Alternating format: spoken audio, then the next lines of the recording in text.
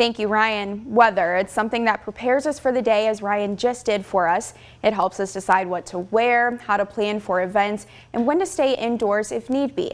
But weather can also have a profound impact on history, an impact that may not become clear until years later. There's just little quirks and how they occurred kind of dictate how those days end up in our history books.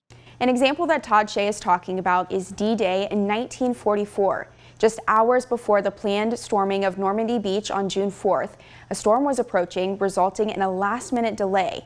D-Day was almost entirely influenced by the weather. And as we head into the 20th anniversary of 9/11, meteorologists are talking about the impact a hurricane could have on that fateful day.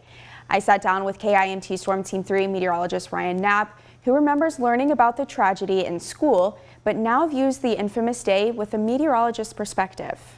It's crazy how weather always comes up in major situations like this and how it can always skew that situation. But for me specifically, because I went to a school that was so driven around aviation, they always talked about it simply just because 9/11 was one of the biggest aviation-related terrorist incidents in U.S. history.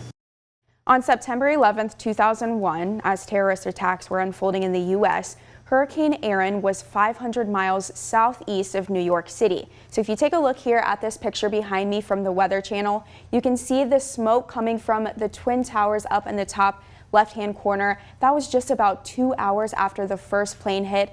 And then, of course, right here is Hurricane Erin. Meteorologists say had the storm tracked more to the west, it's entirely possible that commercial flights in the Northeast could have been grounded.